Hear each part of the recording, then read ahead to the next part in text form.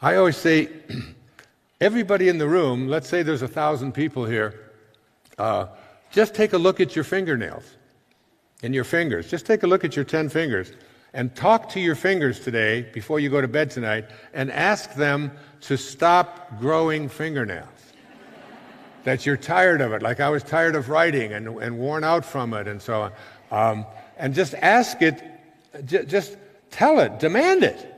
Just say, I don't want my fingernails to grow. I got to cut those cuticles. I got to chew them. and I'm just tired of that. I'm going to put a stop to that.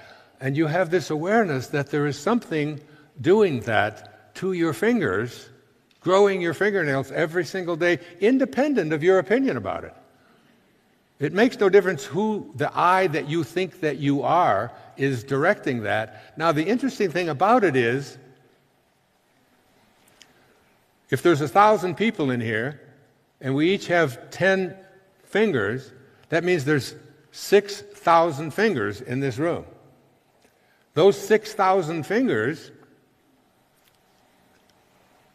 don't each have an individual separate God for those fingers.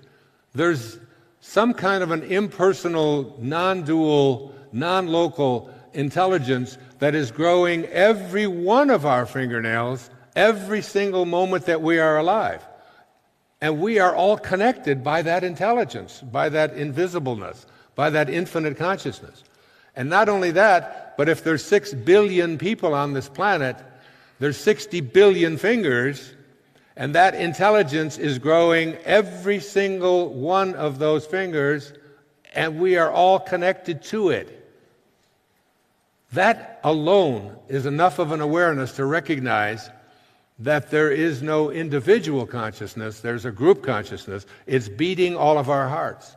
And it's taking place independent of your opinion about it. Now, you can understand this when it comes to your bodies, because like I have a picture of myself when I was 20 years old on the wall at my home, and I look at that picture, and then I look at myself in the mirror 50 years later, and I cannot see one single cell that was in that 20-year-old body that is in this 75-year-old body, and yet I am still here.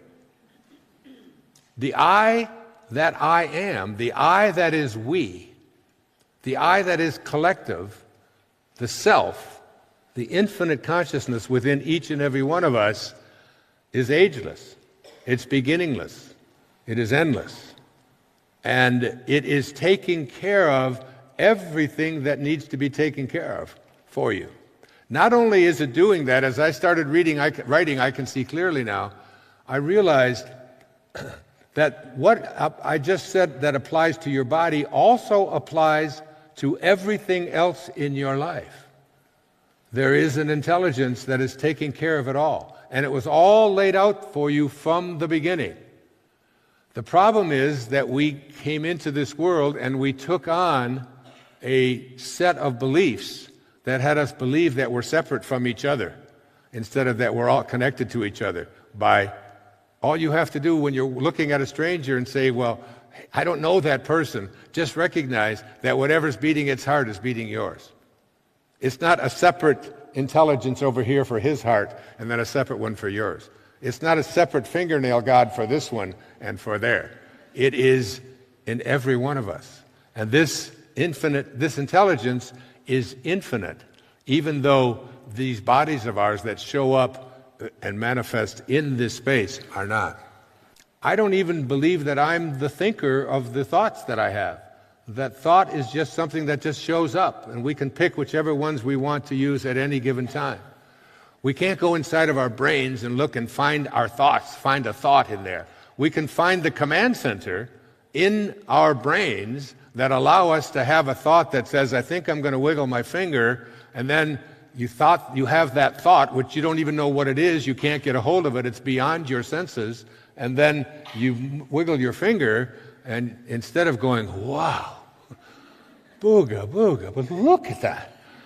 There's something invisible going on inside of me. Is it inside of me? Because I know that my brain isn't filled. If they open it up, they're not going to find a bunch of thoughts in there. That what is this thing? This intelligence, this energy that I have a thought about something and I can just wiggle my finger or move my thumb or move my head or tip my hat or whatever it is. It's going on instantaneously at all moments of our life. And the scientists can find the command center inside of our brain, but no scientist has ever been able to find the commander in the command center that says, I think I'm going to wiggle my finger. You know, when things start showing up in your life, you have to recognize that invisibleness within you that you cannot comprehend or understand with your senses. You can't see it, you can't touch it, you can't smell it. It's beyond, it's impervious to the senses. That these things called burning desires that show up are not placed there by our own egos and by our own personalities. They're placed there by the same thing that is growing your fingernails.